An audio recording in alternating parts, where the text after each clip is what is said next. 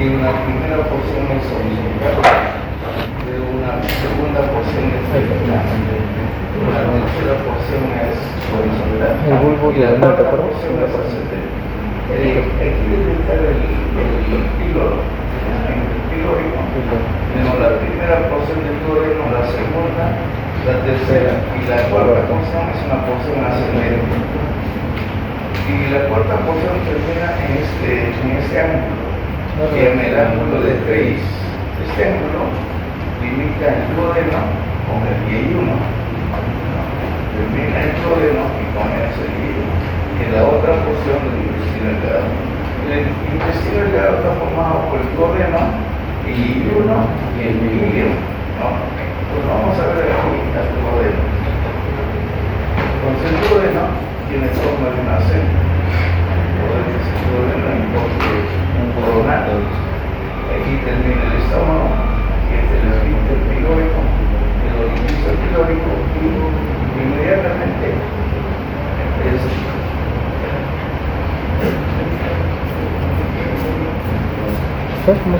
tiene una dilatación, se llama el bulbo duodenal.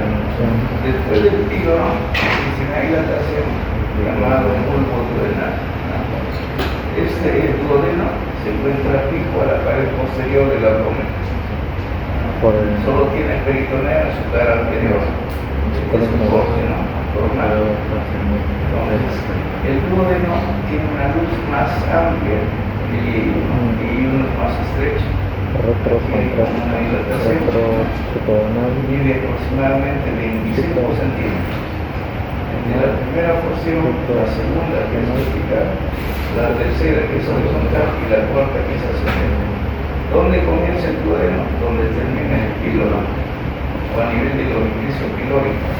Y ahí comienza y termina en este ángulo, llama el ángulo o flexura duodeno yeyunal. El ángulo duodeno yeyunal. También le llama el ángulo de 3, ¿no?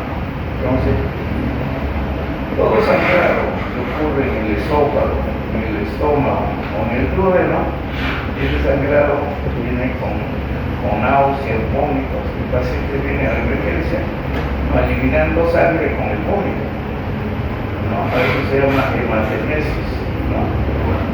Cuando viene, uno lo tiene que preguntar su vómito, pero la eliminación de sangre por la boca viene con tos o con el vómito. Si le dice con tos, ¿de dónde viene? Cuando se llama hemoptisis. Entonces, en la historia clínica el paciente viene con hemoptisis, pero si viene acompañado de vómito, eso sería de la vía digestiva. No, ya no piensa en el pulmón, no es un sangrado de la vía digestiva alta. La vía digestiva alta es a nivel desde el ángulo de 3 para arriba. O sea, sería cavidad oral, sería faringe, estómago y duodeno hasta ese. Ahora, el sangrado que viene del duodeno, si se dirige hacia el recto, termina como un sangrado, como el color de las heces como el betún negro, totalmente negro. Y eso se llama hemorragia digestiva. La sangre se ha digerido en el recorrido. Entonces, las heces no son oscuras, son negras. Y eso se llama melena. Si el paciente viene con hemoptisis más melena, ese es un sangrado de vía digestiva. Está sangrando el duodeno, o el estómago, o el esófago. Ahora, el duodeno forma un marco a la cabeza del páncreas.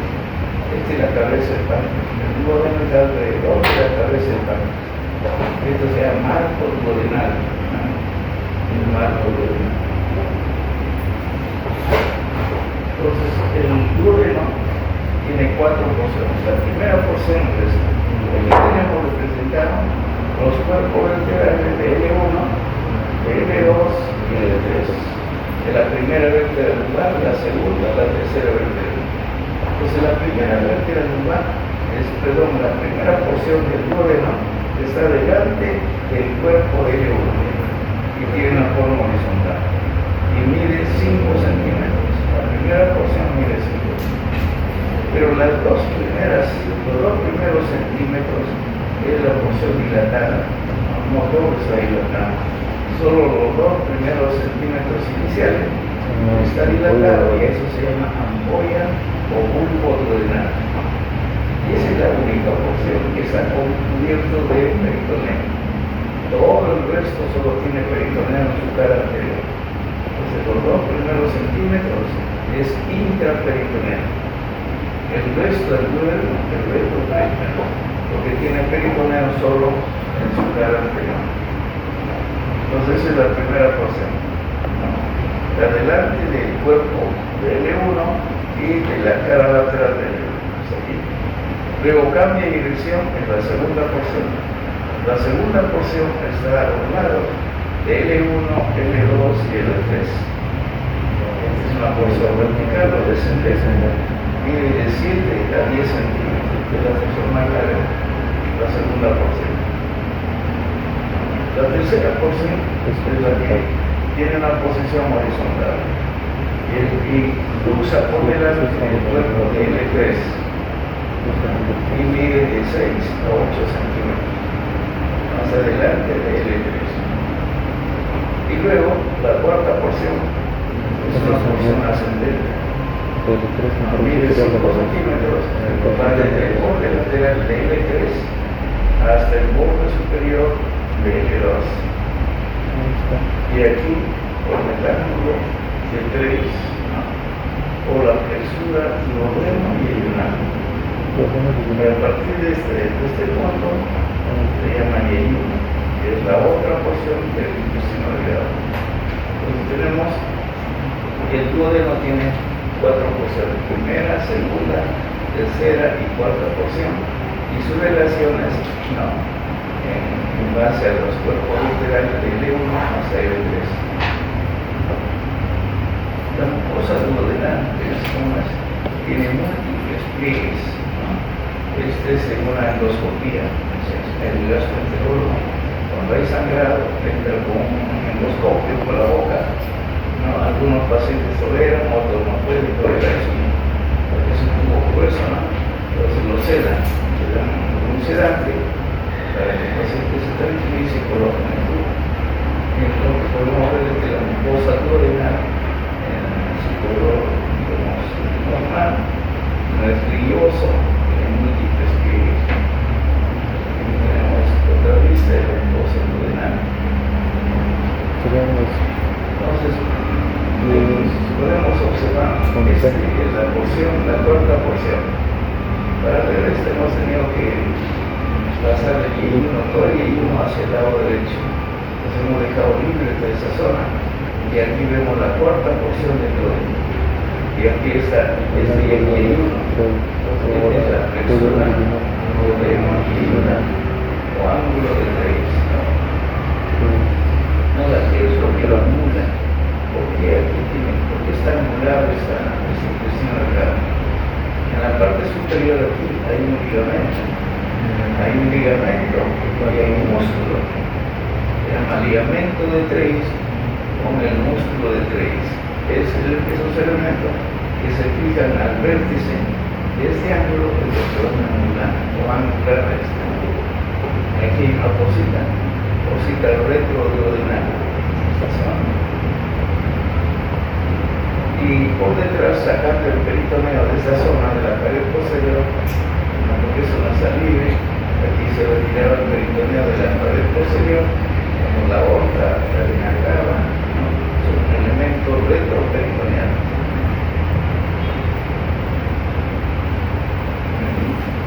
Aquí nos está mostrando el ligamento de Treis, este será el ángulo, este será el Y1.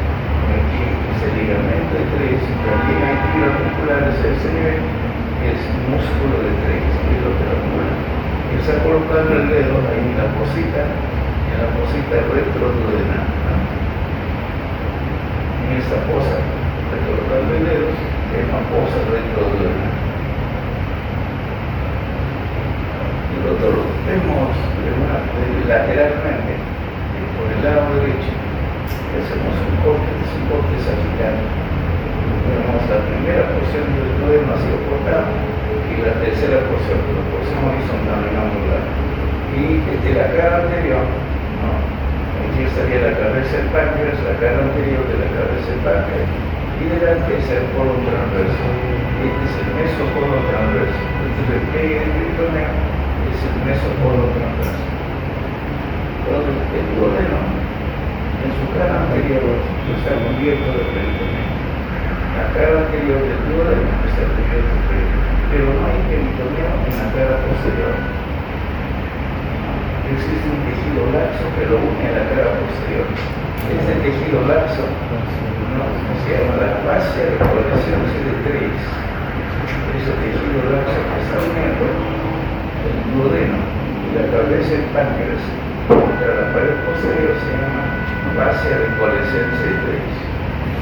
Dice, durante la vida embrionaria, todo el duodeno estaba totalmente cubierto de peritoneo. Pero durante el desarrollo desaparece la hoja posterior y en su reemplazo existe el tejido laxo.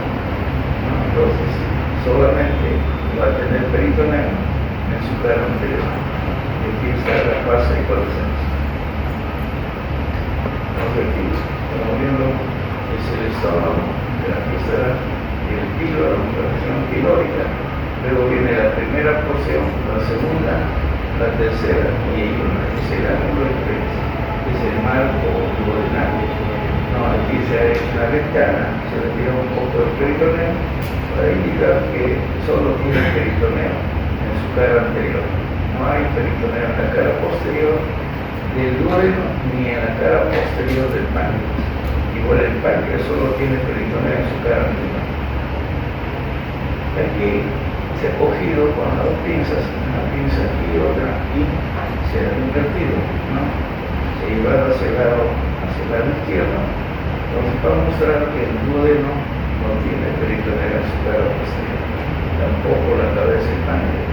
En la cara posterior del duodeno y la cara posterior del páncreas. Aquí hay ausencia, pero si nos preguntan qué parte del duodeno está totalmente cubierto de peritoneo, son los 2 primeros centímetros de la primera porción, a polvo duodenal. Esa parte sí está cubierta de peritoneo en todos sus caras. Y el páncreas en la cola del páncreas es intraperitoneal, solo la cola, porque está cubierta de peritoneo. Aquí estamos viendo la vena cava inferior, también el recto peritoneal.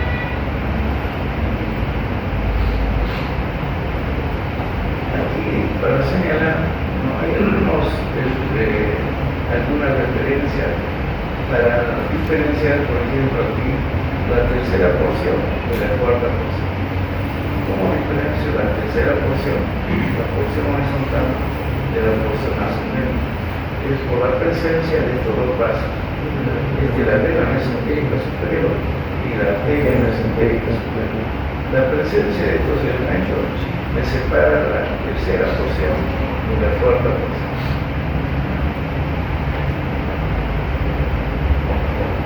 Entonces, a ver si ponemos cuál es el elemento que separa tercera y cuarta porción en la vena mesentérica superior, que está hacia el lado derecho, y la arteria que está hacia el lado izquierdo.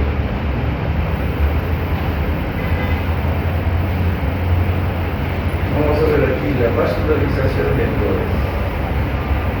Aquí tenemos la aorta, la aorta. Uno de los vasos sanguíneos que sale de la cara anterior de la aorta es el tronco celíaco.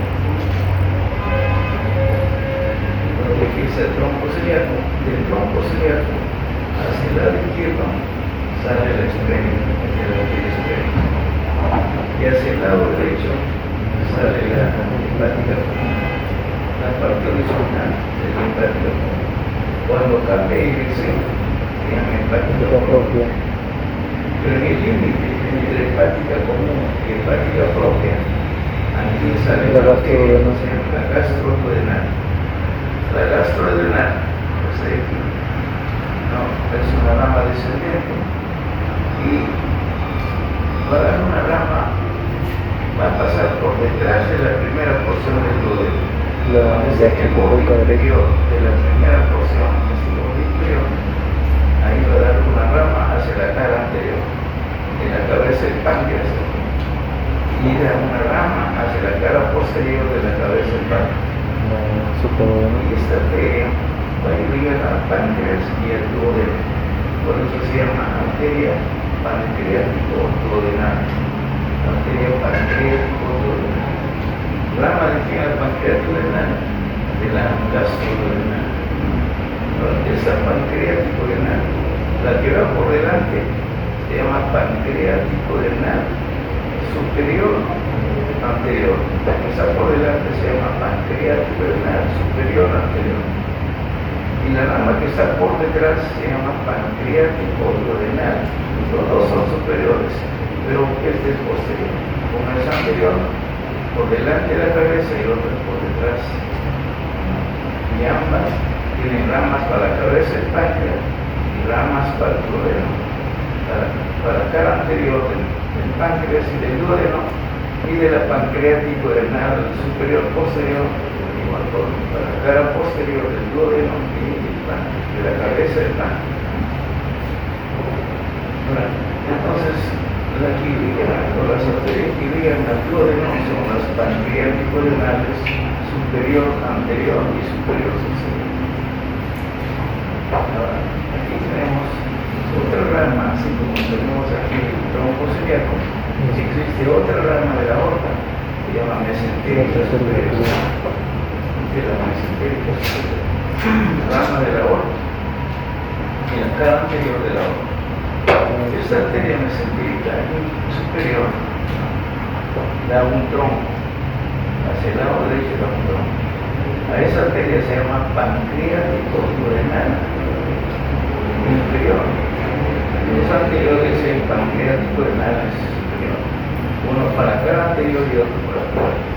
Aquí, de la mesentérica superior sale un tronco, se llama arteria pancreático-duodenal inferior. Pero esta da dos ramas, una rama anterior y aquí una rama posterior. La rama anterior de esa pancreático-duodenal inferior se une con la pancreático-duodenal superior anterior. Hay una anastomosis. Y por detrás, la rama posterior de esa pancreático-duodenal inferior se une con la pancreático-duodenal superior posterior. Entonces hay una anastomosis en la cara anterior del páncreas y otra anastomosis en la cara posterior. De esos arcos arteriales salen ramas para la cara anterior del duodeno y por detrás para la cara posterior del duodeno y del páncreas. Entonces, esa es la irrigación del duodeno. Entonces, ¿quién irriga el duodeno? Las pancreático-duodenales. Las dos pancreático-duodenales con su rama anterior y posterior.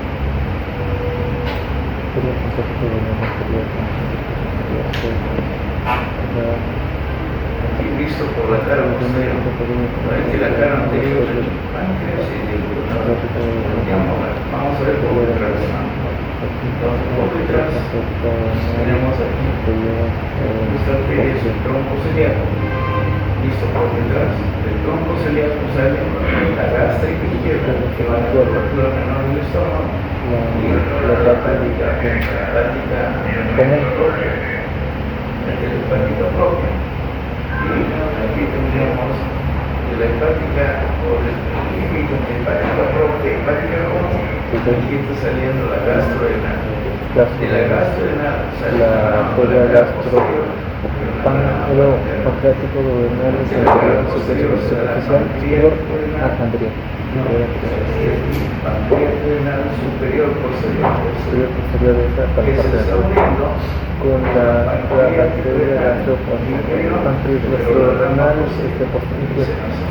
La anastomosis por la cara posterior.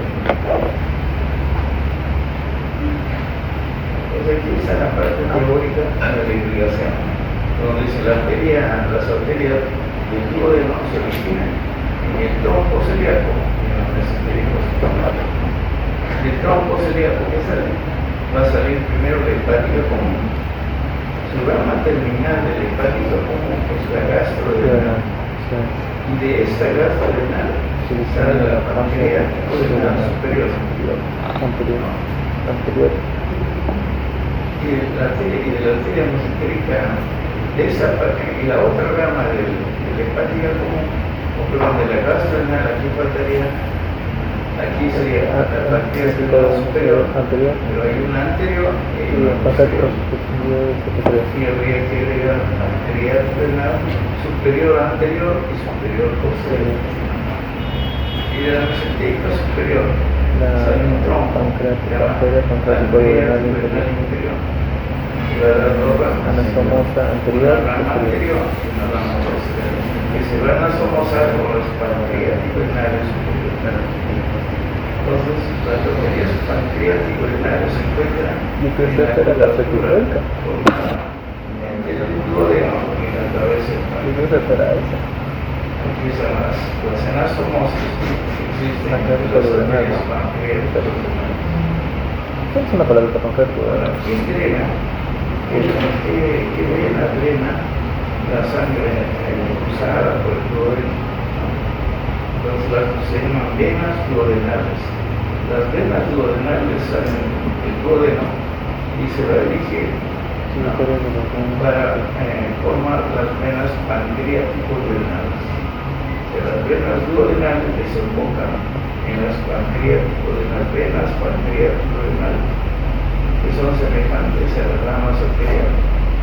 Y estas pancreático-renales, las venas pancreático-renales, van a desembocar, tenemos la pancreático-renal superior posterior como vena, está desembocando en la vena porta, desemboca en la vena porta, y entre la pancreático-renal superior posterior y las pancreático-renales inferiores desembocan en la vena mesentérica superior. Las inferiores en la vena mesentérica inferior y las superiores en la vena porta o porta hepática. Entonces el páncreas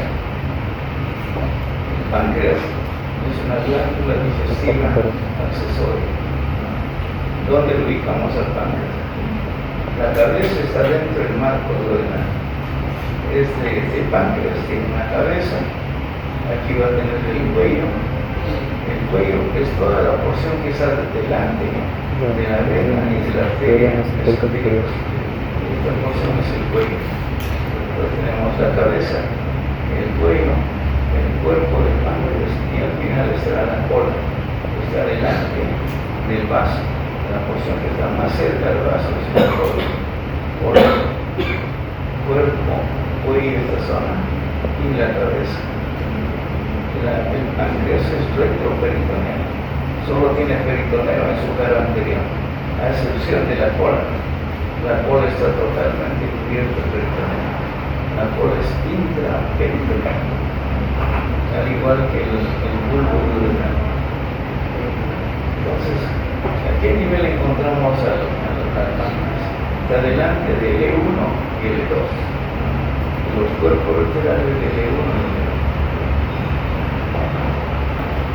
Eso lo veíamos al comienzo de la lista. Entonces, el páncreas adelante de L1 y L2. Bulbo duodenal Y que se marca duodenal. Segunda porción.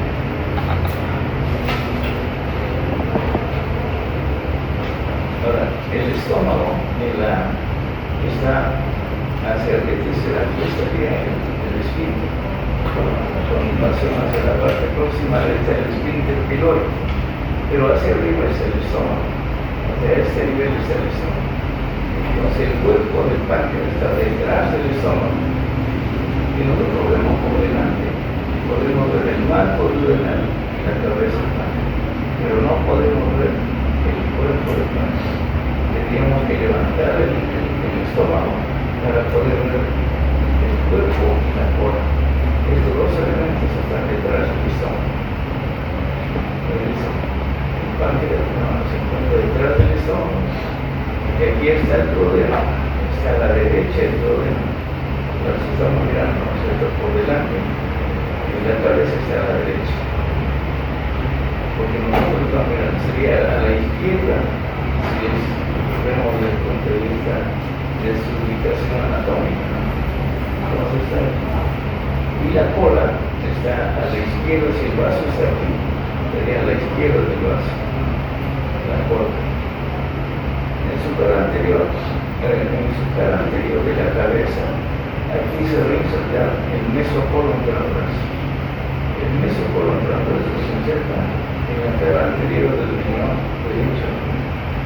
Se inserta en la cara anterior de la segunda porción del duodeno. Se inserta en la cara anterior del páncreas. En la textura del duodeno hay una y va hasta el ángulo de origen. Por eso se llama la inserción del mesocolon transverso. El páncreas es una glándula exocrina y es una glándula endocrina. O sea, es una glándula mixta. La porción exocrina va a producir jugo pancreático, donde se va a encontrar las diferentes enzimas que desdoblan los carbohidratos, enzimas que desdoblan las proteínas y los lípidos.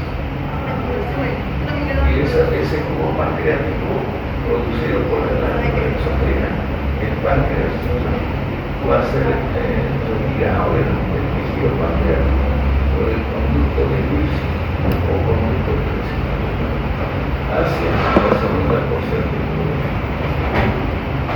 ¿Qué proporción es glándula exocrina y qué proporción es glándula endocrina? El 1 a 2% es glándula endocrina. El más tejido glandular exocrino, el 98% de todo el tejido es glándula exocrina. Y el representante de la porción endocrina son los islotes del ángel, los islotes pancreáticos. Estos islotes son un cúmulo de células que se encargan de producir insulina y glucagón. La insulina actúa haciendo que la glucosa ingrese a las células. Si no hay insulina, no ingresa glucosa a las células y la insulina al no hacer que ingrese la glucosa a la célula, la glucosa se eleva intensamente. Y eso es lo que genera la diabetes. La diabetes por aumento de la glucosa en el corriente sanguíneo. Pero a veces hay buena cantidad de insulina, pero el receptor que está en la célula no está bloqueado por anticuerpos contra el receptor de insulina.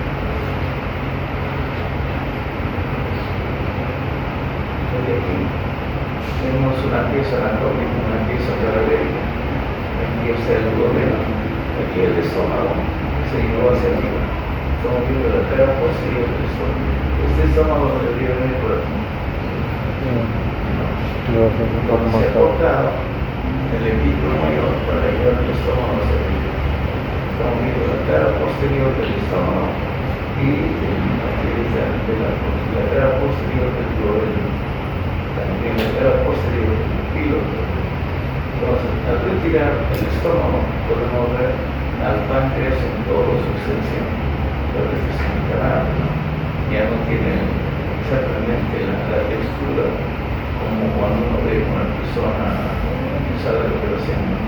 Pero nos da una idea de lo más cercano al paciente.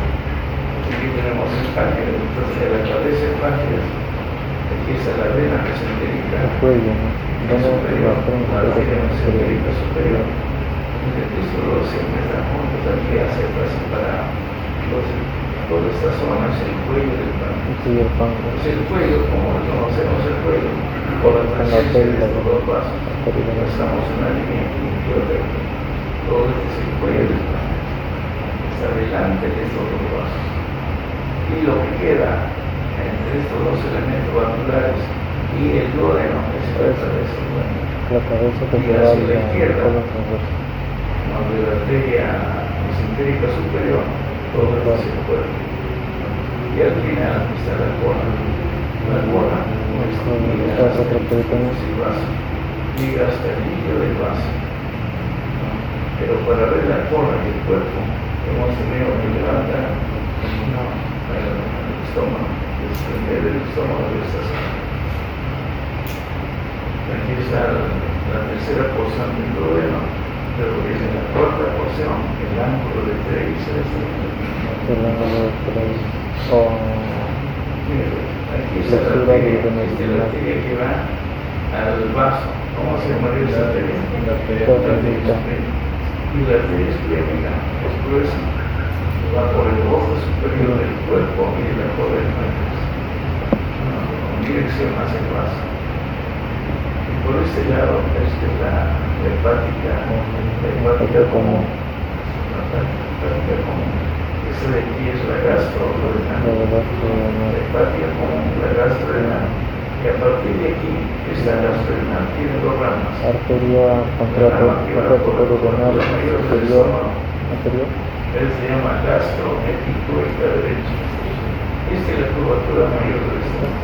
Entonces, de la gastrorenal salen dos ramas. La gastroepicúrica del lado derecho y hacia abajo la vacía duodenal superior anterior.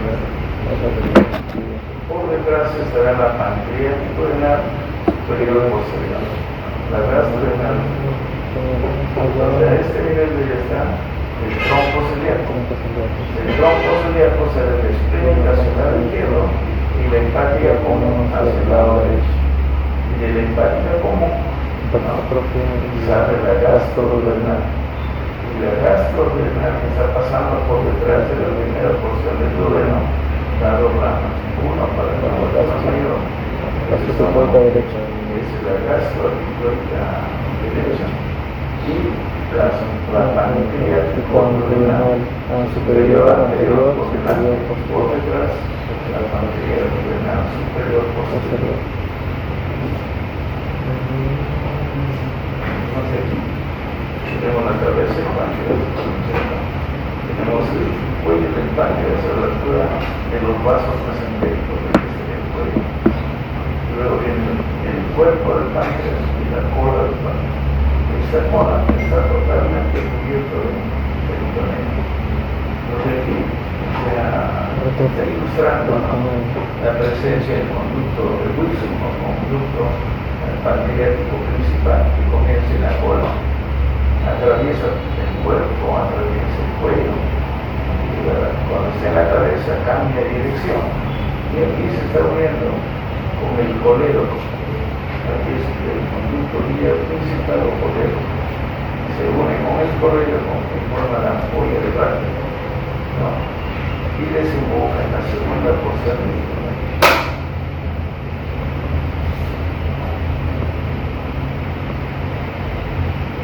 Entonces, la cabeza del páncreas, esta cabeza está unida a la pared posterior del abdomen.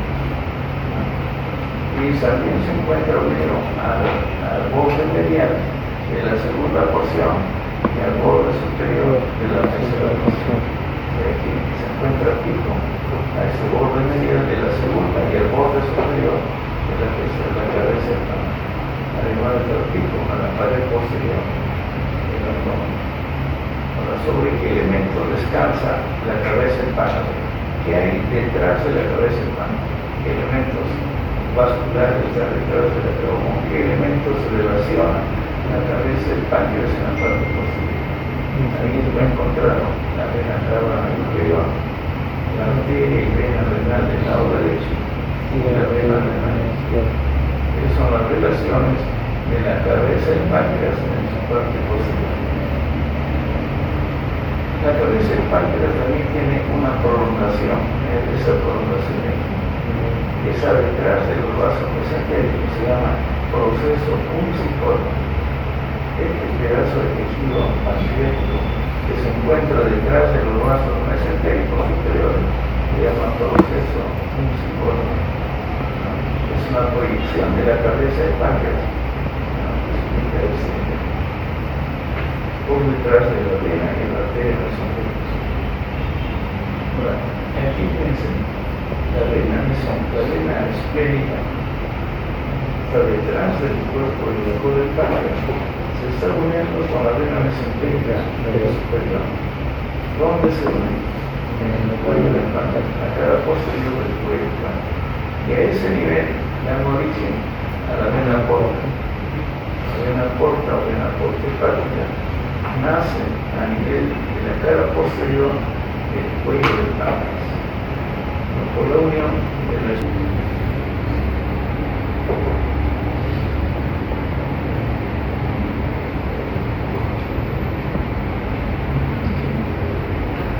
aquí tenemos igual, este es el tronco ciliaco, vamos a hacer el cuello del páncreas, ¿no? El cuello del páncreas tiene más o menos 1,5 centímetros a 2 centímetros de ancho, va desde el borde lateral de la vena mesentérica hasta el borde lateral izquierdo, hasta el borde lateral derecho de la arteria. Nos proyectamos dos líneas, ese es el cuello del páncreas. La cabeza está entre el marco duodenal y la vena, lo de la cabeza. Y de esta línea, esta segunda línea vertical, con dirección hacia el vaso, será el cuerpo. Y como diferencio el cuerpo de la cola, como lo puedo diferenciar por la presencia del peritoneo. Si el peritoneo está envolviendo totalmente la parte distal del páncreas, esa es la cola, porque el cuerpo solamente tiene peritoneo en su cara anterior.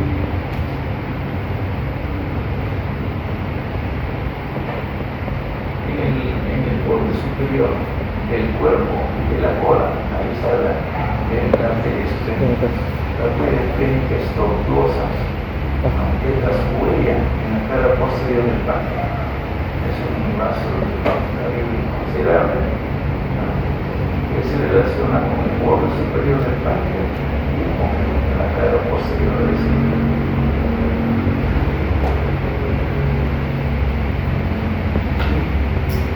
La vena es visto por su cara posterior. Entonces, esta es la cara posterior del duodeno de la cabeza del páncreas. Por aquí estamos viendo la arteria y la vena esplénica, ¿no? Porque se deja su huella en esta cara. Es más fácil ver por su cara posterior, porque aquí está en contacto con esta superficie. La vena esplénica se está uniendo con la vena mesentérica superior y aquí está formando la vena porta. La vena porta.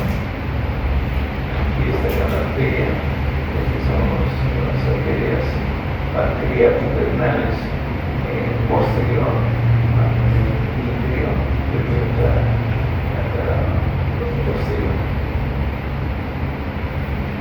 El conducto pancreático principal o conducto de Wilson comienza en la cola del páncreas y atraviesa todo el cuerpo, cambia dirección cuando llega a la cabeza y se une, ¿no? Es visto por delante y se une al conducto colédoco o conducto medial principal.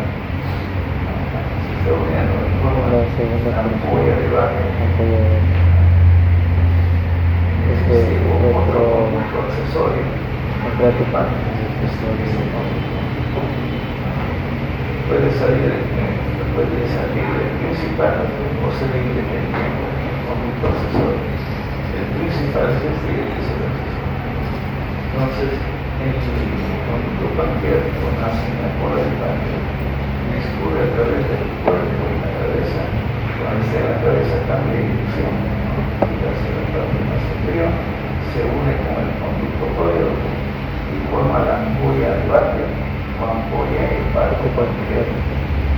Aquí esa es en la segunda porción del duodeno.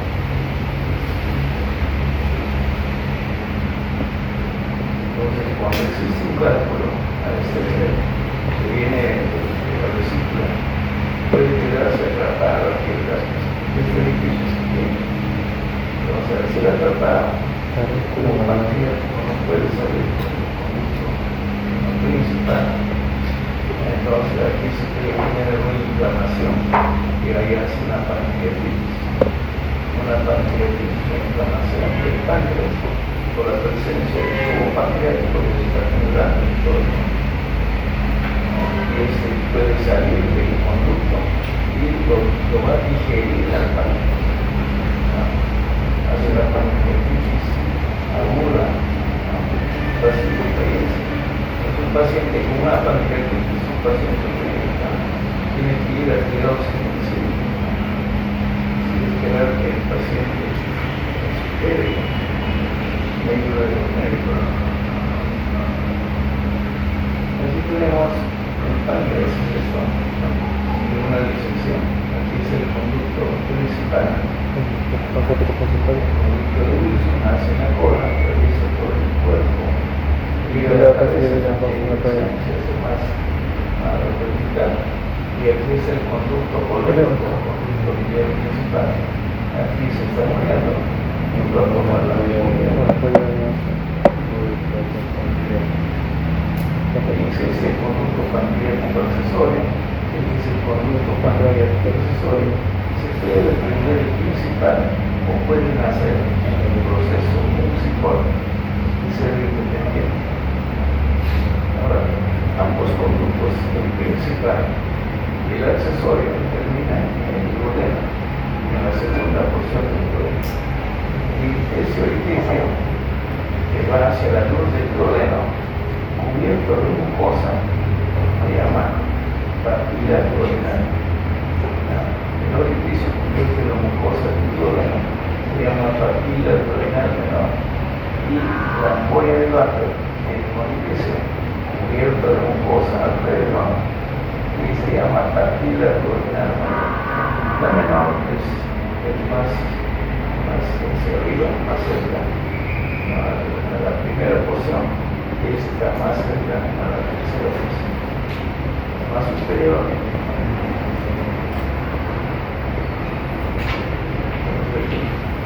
Es el conducto principal del páncreas, se está uniendo con el conducto colédoco, ¿no? Y aquí está, a esto se llama carúncula mayor o papila duodenal mayor.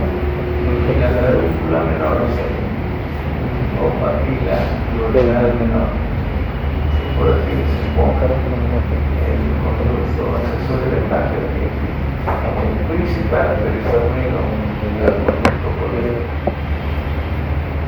Entonces, cuando existe una obstrucción de ese conducto por un cálculo, el gastroenterólogo entra con la endoscopia y puede ingresar aquí.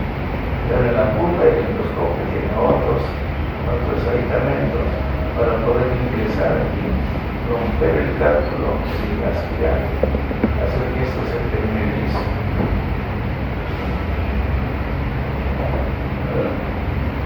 Existe alrededor del conducto colédoco, existe fibra muscular lisa, alrededor del conducto colédoco y alrededor de la parte distal del principal también existe fibra muscular lisa, y alrededor de la ampolla de váter.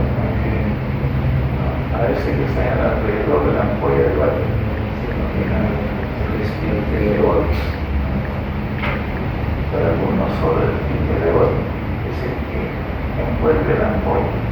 Para otros el esfínter de Olds es todo, como su porción envuelve el colédoco con la parte distal y hace conducto pancreático con la parte distal. La función del esfínter es somos fibra muscular lisa. La función del esfínter es regular la secreción de bilis, la secreción del tubo pancreático, esa es la función además de eso, evita que el cubo del duodeno ingrese a través del piso hacia nuestras vías biliar o vía pancreática. Entonces, este músculo liso impide el reflujo de las secreciones digestivas y del contenido del duodeno hacia estos conductos, porque el cubo o el líquido duodenal tiene ácido, el ácido clorhídrico puede dañar la mucosa de la vía biliar o de la vía pancreática. La irrigación del páncreas, no, en la cabeza, ya lo sabemos, la cabeza del páncreas está irrigada por las pancreas renales superior, anterior, superior, posterior y por la rama anterior, posterior, que es la pancreas renal inferior. Aquí solo es un tronco que se divide en dos. Aquí no, son dos arterias independientes que salen de la gastrorenal. Esa es la irrigación de la cabeza del páncreas. Ahora aquí irriga el cuello, el cuerpo y la cola del páncreas. Entonces aquí tenemos la arteria esplénica que da el paso, que es la arteria esplénica que tiene múltiples ramas pancreáticas a lo largo de todo el borde superior, las ramas pancreáticas, desde el cuerpo, el cuello, el cuerpo y la cola. Algunas de ellas son de mayor calibre, como esta que llaman arteria pancreática mayor. Las pequeñas son las ramas pancreáticas, esta de mayor calibre la pancreática mayor. De la misma arteria esplénica sale otra de un calibre diferente a las pancreáticas, que se llama la pancreática dorsal, hacia la cara posterior del cuerpo del páncreas y da una rama hacia el lado izquierdo. Esta rama, ¿no?, que se une con la arteria de la cola del páncreas, que se une con la arteria de la cola del páncreas, esta se llama arteria pancreática inferior, porque esta porción horizontal es la pancreática inferior. Pero es el resultado de la unión de la pancreática dorsal, que es eso, con la arteria de la cola del páncreas, que viene del esplénico. Entonces el páncreas está irrigado por las ramas pancreáticas, por la pancreática mayor, por la arteria pancreática dorsal, por la arteria de la cola del páncreas. De esas ramas salen múltiples ramas hacia la cara posterior de la cabeza, del cuerpo y la cola, ricamente vascularizada. Ahora, el drenaje venoso, ¿hacia dónde drena las venas pancreáticas? Las venas del drenaje venoso del páncreas son a través de las venas pancreáticas. La mayoría desemboca en el esplénico, en la vena esplénica. Un gran porcentaje, ¿no?, en la vena esplénica. Lo que queda de sangre puede ir hacia la vena mesentérica superior, de la vena mesentérica superior, o directamente a la vena porta. La vena porta o la mesentérica. Pero su drenaje principal es en la vena esplénica. Las ramas y las venas pancreáticas.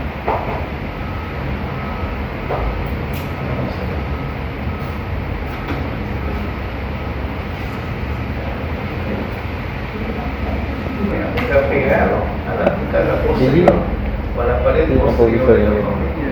El abdomen tiene una pared anterolateral y una pared posterior. Qué buen amigo, Entonces, los riñones son una víscera retroperitoneal. Para ver el riñón tenemos que sacar todas las vísceras, ¿no?, descubrir la cualidad y recién podemos ver los riñones. Es profundo en la cardiología. Perdón, sacar un chamba.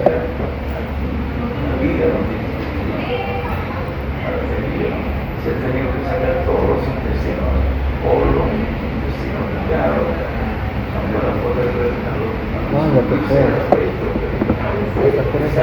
a los lados de la columna vertebral. Y en el mismo plano está la vena cava inferior, la arteria aorta. Todas estas vísceras son vísceras retroperitoneales. Entonces, los riñones, ¿no?, miden 12 centímetros en su eje mayor, 6 centímetros en su eje transversal, en el traverso 6, y el espesor de la derecha 12 por 6 por 13. Testicular. En el sexo masculino pesa 150 gramos, en el femenino 130 gramos.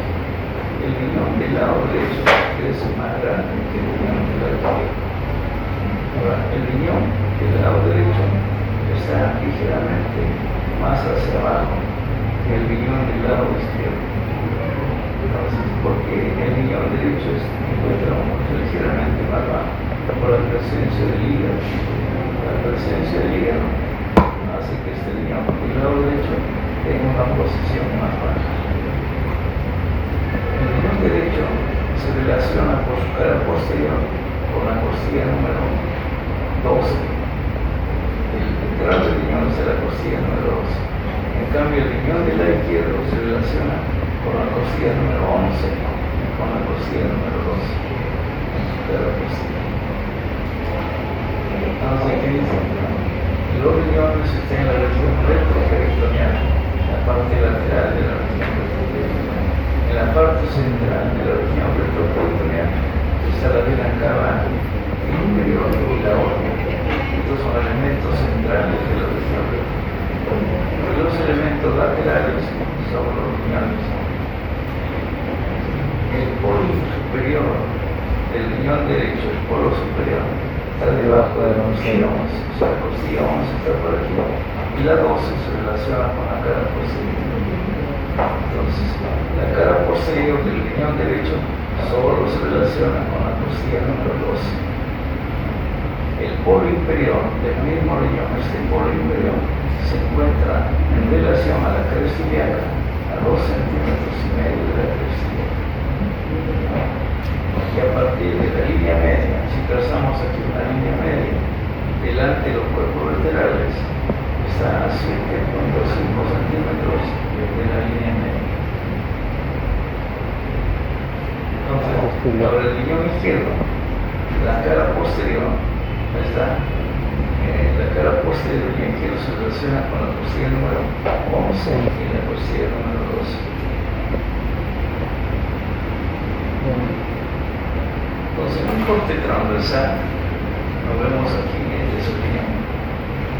El riñón no es una víscera totalmente sólida, tiene aquí una cavidad dentro. Esta cavidad se llama seno renal. Entonces, cuando uno tiene el riñón en la mano, parece uno cree que todo es parénquima renal, pero a través del hilo uno puede entrar con un dedo y aquí hay una cavidad dentro. Una cavidad que está llena de grasa. ¿No? Aquí también encontraremos ramas de la arteria renal, ramas de la vena renal, que estarán los cálices, el renal, todo el resto lleno de tejido graso. A todo este espacio se llama seno. El riñón tiene una corteza que tiene la corteza renal y tiene una médula. La médula está representada por los las pirámides